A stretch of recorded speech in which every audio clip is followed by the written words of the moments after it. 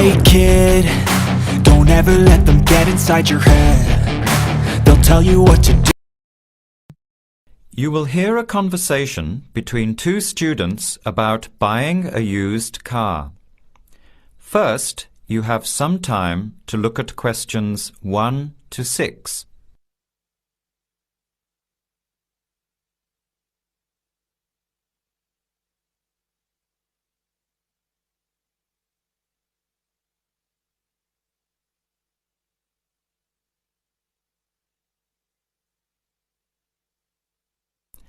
Answer the questions as you listen. You will not hear the recording a second time.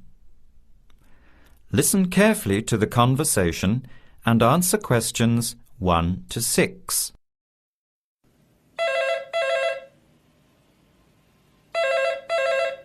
Hello, Hello, can I speak to Eleanor, please? this is Eleanor speaking. Hi, my name is Jan. I'm calling about the car that was advertised on the notice board in the Student Union building. Is it still for sale? Yes, it is. Your ad says it's a 1985 Celica, in good condition. It's old, but it has been well looked after. My family has had the car for 10 years. I'm just the third owner and my mother had it before me, so we know its history. We've got all the receipts and records. It's had regular maintenance and the brakes were done last year. It runs really well but looks its age. Why are you selling it, by the way? Well, I'm going overseas next month to study. I'll be away for at least 2 years, so I have to sell it. Unfortunately, it's been a good car. You want $1,500, is that right? I was asking $2,000, but since I need to sell it quickly, I've reduced the price. Would you like to come and take it for a drive? I don't live far from the university. Yes, I'd like to have a look. What time would suit you? Any time this evening is fine. Well, I finish classes at 6 o'clock. How about straight after that? Say 6:30? Great, I'll give you directions. When you leave the main gate of the university, turn left on South Road and keep going until you get to the Grand Cinema. Take the first right, that's Princess Street. I'm at number 88 on the right. So it's 80 Princess Street. No, it's 88 Princess Street and the suburb is Parkwood. You'll see the car parked in front. It's the red one with the for sale sign on it. Okay, thanks Eleanor. I'll see you later. Bye. Before you hear the rest of the conversation, you have some time to look at questions 7 to 10.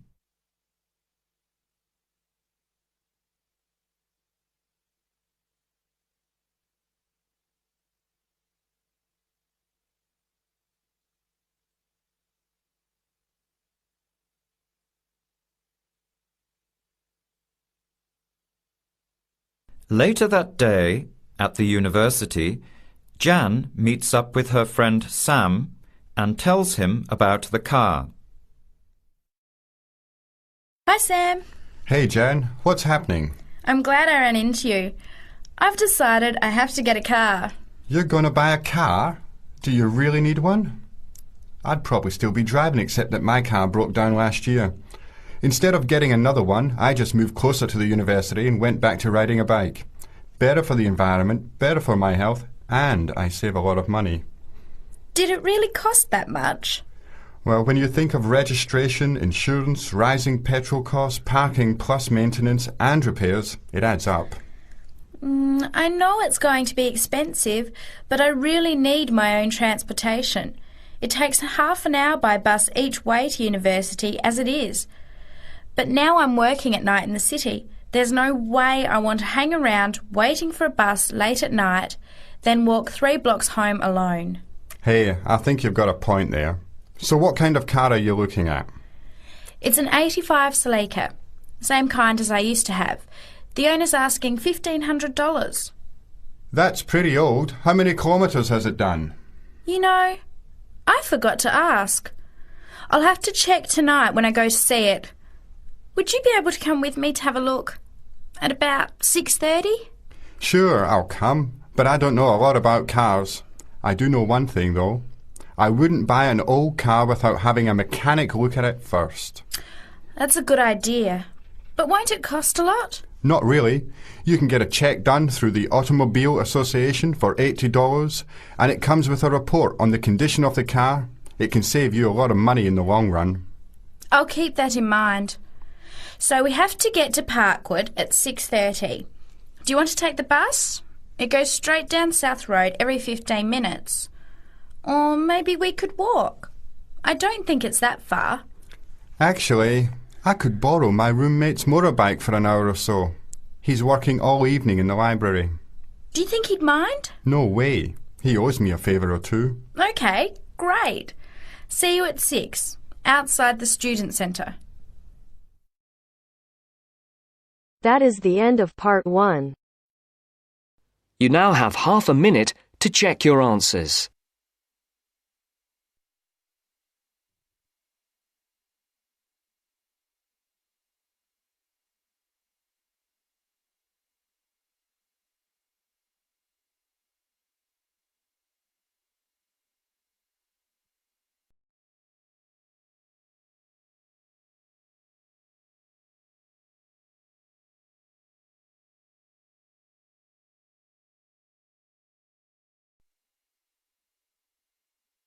Now turns to part 2. Part 2. You will hear a talk by a tour guide. First, you will have some time to look at questions 11 to 17.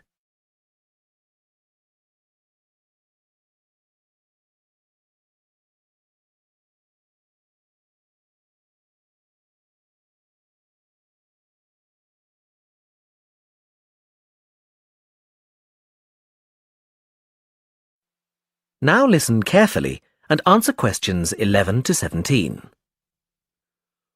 Welcome to San Fernando City Tours. I'm Mark, your tour guide. We have a lot to see in 3 hours, so make sure you're comfortable. We'll be traveling into the historical district first, and then into the town center. After that, it's out to the harbor, and we'll finish up at the lighthouse, just past the harbor. That will take us up to midday, and after that, you're free to do what you want. At the lighthouse, you'll have a chance to visit the tea room and take photographs of the magnificent coastline. Now, as we have only 3 hours, we won't be able to take you around the shopping district, but we think you'd prefer to look around the shops there in your own time anyway. San Fernando has some well-known tourist attractions, the lighthouse, for example, and the National Library. However, the little-known military museum is not to be missed. Be sure to visit before you leave. Now, there's a lot to do in San Fernando. Indeed, there really is something for everyone. For those who love the water, I can recommend a trip on the Seafarer, one of the most famous boats on the San Fernando River. It does an evening trip with a 3-course meal included. It's great fun for everyone, but especially for young people in their teens or 20s. After 9, there's a disco on the boat, and it gets really lively. Then there's a climbing wall near the town center. It's incredibly popular, with a large wall for expert climbers and a smaller wall for novices. There's a junior wall and a creche, so it's a great day out for those of you with kids. And if you like walking, there's some great walking tours. The City Sights tour is highly recommended, as is the walking tour by the coast. But that one's only for the fit, not really suitable for children or the elderly. For more mature people, or those less able to get around, I would suggest a tour around the vineyards. It can be done in the luxury of a coach, and it's a wonderful way to explore the region's wines. Before you hear the rest of the talk, you have some time to look at questions 18 to 20.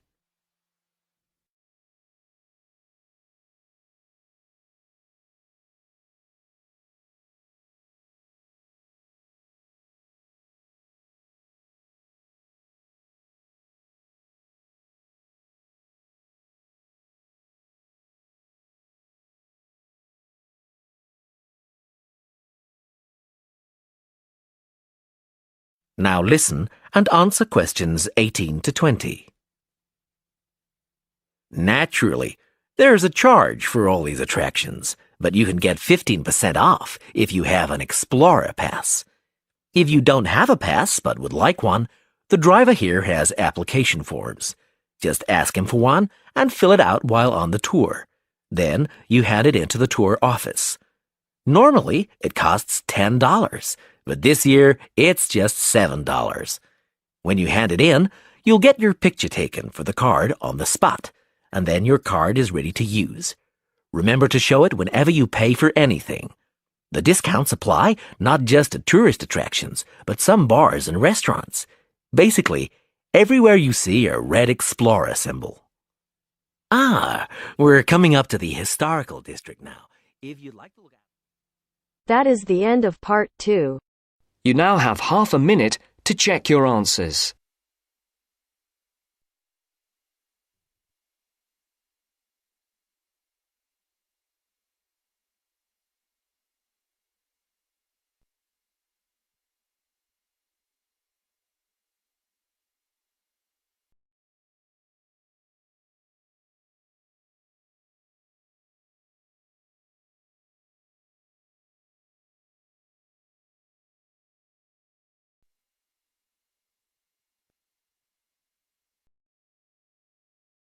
Now turns to part 3.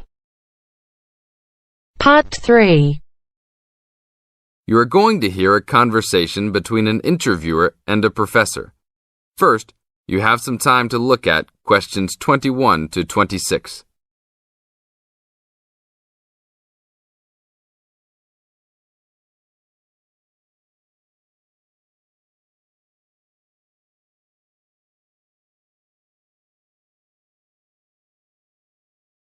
Now listen to the tape and answer questions 21 to 26.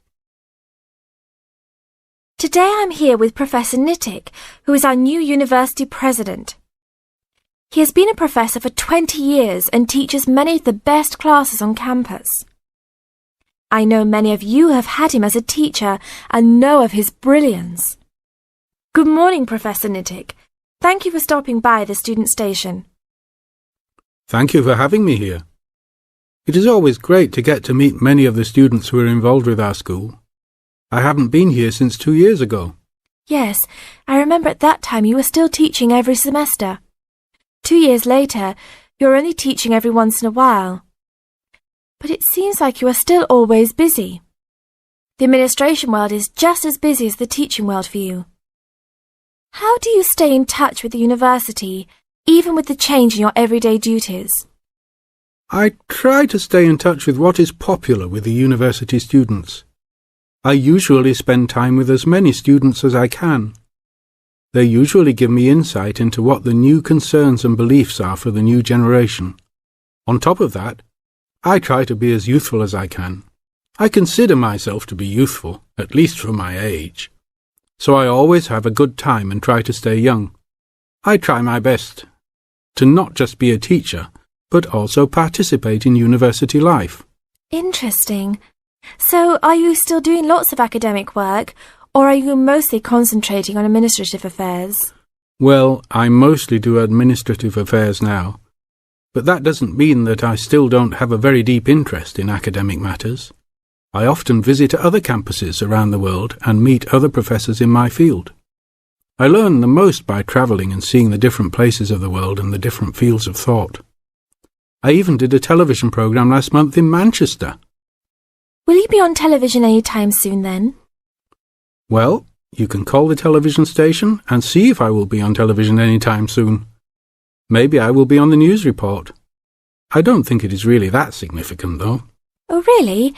That sounds great. I will remember to look out for you. Let's move on.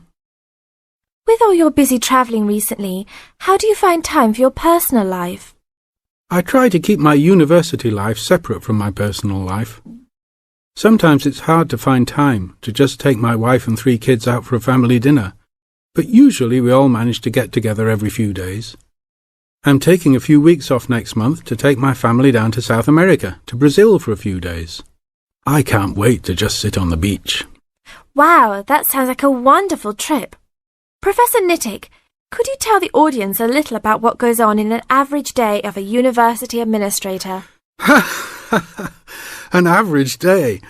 Oh, I don't think there is such thing as an average day for me. The last few weeks I've been travelling all the time. I can be in Los Angeles in the morning and in New York by the afternoon and back to Los Angeles by the evening. Sometimes I will spend the whole week at a new university, showing the new administrators the ins and outs of running a university. Sometimes I can spend the whole day in the office on the phone, so there really is no average day for me. I guess that is because I do so many different tasks. Sorry to let all the viewers down, but that is the plain truth. Now look at questions 27 to 30.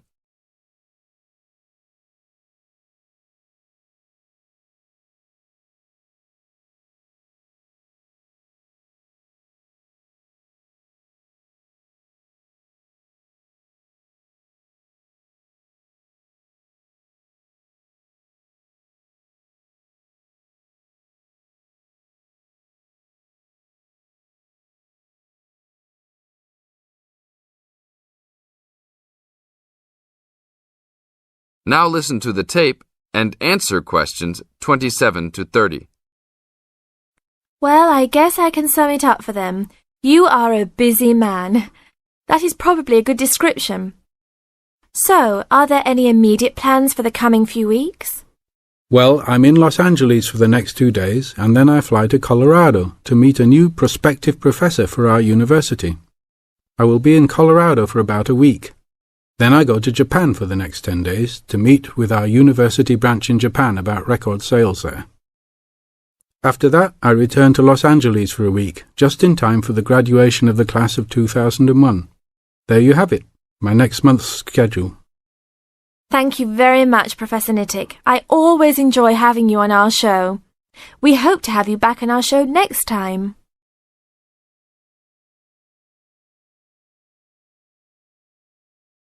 That is the end of part 3. You now have half a minute to check your answers.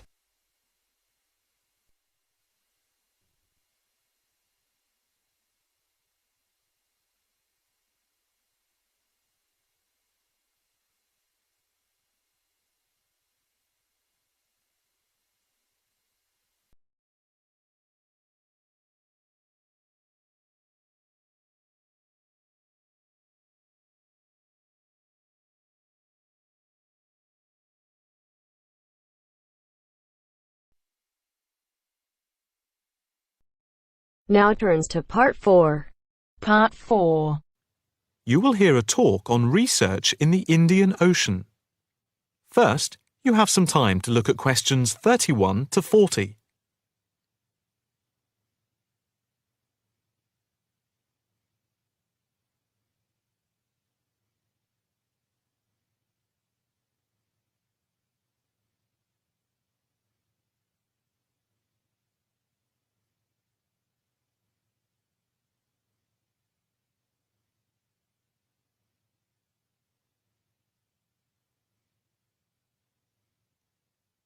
Now listen carefully and answer questions 31 to 40.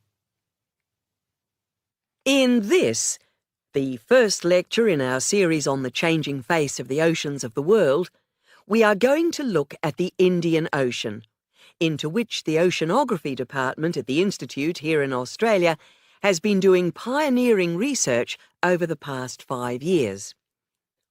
Let us start with some facts about the Indian Ocean, to give you an idea of the scope and complexity of the enterprise we have undertaken. As you can see from the diagrams here on the screen, showing the relative size of the planet's 5 oceans, the Indian Ocean comes third after the Pacific and Atlantic Oceans, but is larger than the Southern Ocean and the Arctic Ocean. On this slide, you can see that the Indian Ocean is different from the 2 larger oceans in that it is landlocked to the north and does not extend into the cold regions of the North Pole. Covering some 73,440,000 square kilometres, the ocean constitutes approximately 1/7 of the Earth's surface and about 20% of the world's total ocean area. At the equator, it is around 6,400 kilometres wide, with the average depth being about 3,400 metres, and with the deepest point being the Java Trench at 7,450 metres. Flowing into the Indian Ocean, we have some of the world's greatest rivers. The Zambezi here, the Ganges here, the Indus, the Brahmaputra and the Tigris-Euphrates just here. The two largest islands in the Indian Ocean, Madagascar, here off the coast of Africa, and Sri Lanka, here off the southern tip of India, are structurally parts of the continents of Africa and Asia, while islands like the Seychelles are exposed tops of submerged ridges. The Maldives are low coral islands, and Mauritius and Réunion are volcanic cones. The surface waters of the ocean are warm, except where the ocean touches the cold waters to the south. A network of scientists, mainly oceanographers and meteorologists from around the world, are monitoring changes in the ocean's temperature and acidity, especially where it meets the Southern Ocean, in order to see how global warming is having an effect on the waters there. An assessment is also being carried out on how this is impacting on low-lying habitats and peoples in the more populated coastal regions around the rim of the ocean. In the warmer north, islands are vulnerable to even the subtlest changes in sea levels and tides, so they are being closely watched. Moreover, a close eye is being kept on wind changes, especially alterations to the monsoon rains, typhoons, cyclones, and any other natural phenomena.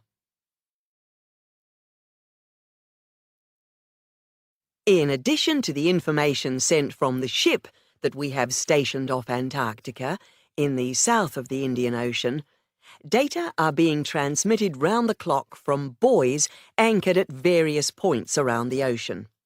5 of these buoys are observing ice packs and icebergs coming into the Indian Ocean from Antarctica. Besides the buoys, data on cloud cover and wind and temperature change are received by satellite. Satellite images are also being used to record the size of the icebergs from the moment they break off from Antarctica.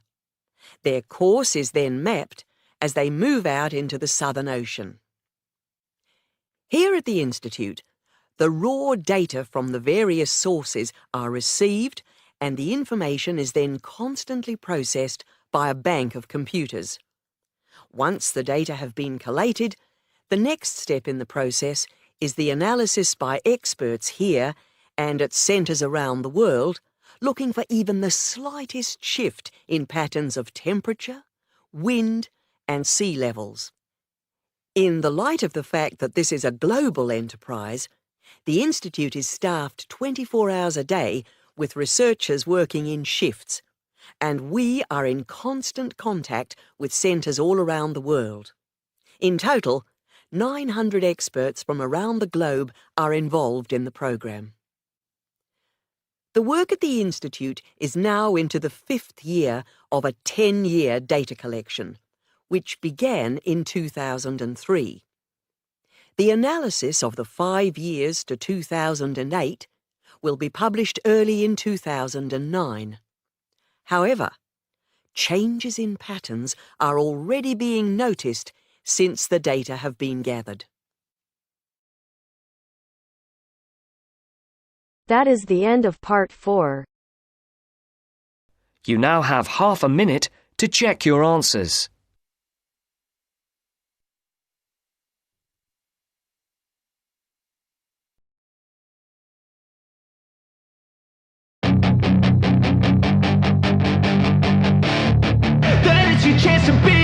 Hey kid, don't ever let them get inside your head. They'll tell you what to do in life instead of everything you know that you could get. Don't let them guide your life towards regret.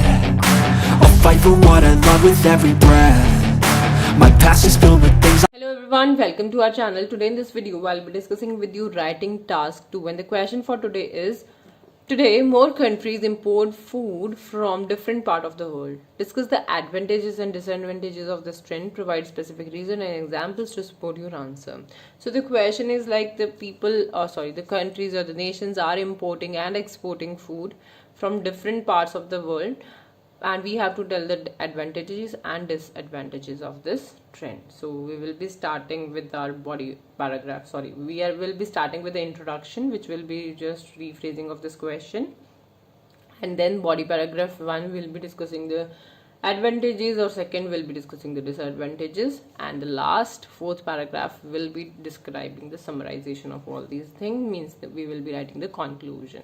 So let's start with the introduction. Globalization has undeniably increased the rate of import products in each country, right? Because now the nations are not wide apart, so it has increased the rate of import products in each country. Even food is imported and exported from various countries, which unquestionably has some disadvantage. Means no doubt, there is no doubt that this trend has some disadvantages, but the advantages outweigh the disadvantages. So I have written advantages, disadvantages again and again. That's why I have also written the synonyms for that. Like we can write demerits and merits, okay, benefits and drawbacks, pros and cons.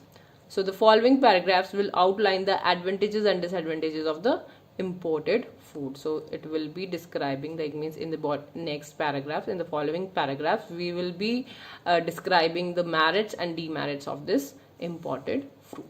So let's see our body paragraph 1, which will be describing the disadvantages. I will suggest you to write the paragraph for that thing which outweigh the other at the second time in the body paragraph 2, right? So if you will say that disadvantages outweigh the advantages, so it's better to write some advantages first and then disadvantages. But here I am saying that advantages outweigh the disadvantages or surpassed the disadvantages. That's why I am writing disadvantages first, and then I'll be writing the body paragraph 2 for advantages. On the one hand, food importation has some disadvantages, means the importing of food has some drawbacks. To begin with, the mode of transportation for food goods may have an impact on the environment, right? So definitely for importing of food, transportation is must, right? They need that. So it could have a negative impact on the environment. To be more precise, means if I explain it more, transporting oil through ships could negatively affect marine life and the environment. According to a study, over 500,000 marine species die each year due to oil spills carried from one country to another. So this is I have given an example which explains that how it affects the environment, right? Because definitely oils are transported from one city or one nation to another through ships. So oil spills could have a very, very bad effect on the marine life as well as for humans as well. Secondly, even though food items need to be delivered over vast distances, the chemicals used to preserve them and extend their shelf life may cause health problems. So if a food item needs to be delivered from for a very vast distance, long distance, then the chemicals will definitely be used to preserve that item, which may have some health issues because of eating that things. People may have some health issues. On the other hand, importing and exporting food items have enormous advantages. First and foremost, it contributes to the nation's economic development, right? If the people will, or if the nations will import or export the food, definitely it will have a positive impact on the development of the economy of the nation. In addition, it creates jobs in countries. For example, to import and export, labor is required for all procedures, so it will create jobs, or it will create work. It will open avenues for the people. We can write that as well, such as packaging, quality control, and numerous other openings numerous others, opening up opportunities for many individuals. So it will open up a lot of opportunities for many people, especially for those who are not educated or that kind of thing, because for labor that people are required. Furthermore, citizens of one country will be able to explore the cuisines of other nations, right? They can enjoy the food of other nations as well, like we Indians are enjoying Chinese food. For example, India exports several food items to every country so that Indians can enjoy themselves while they are away from home. So if you are sitting in Canada, you are eating Indian cuisines, so that's because of import and export. That's an example. Like India is exporting several food items to every country so that the Indians can enjoy themselves while they are away from their nation. To encapsulate, imported food may have a negative impact on the environment, but it can be controlled if it is appropriately regulated. So it can be, overcome by controlling the things appropriately. So it can be overcome, not controlled, because regulated is also the synonym of control. So it can be overcome if it is appropriately regulated. However, its benefits are tremendous and exceed the drawbacks. So I believe that its benefits are more and exceeds the or surpassed or outweigh the drawbacks. So this was for today. If you like the video, do hit the like button and subscribe to our channel. I'll meet you in the next video. Till then, bye and take care.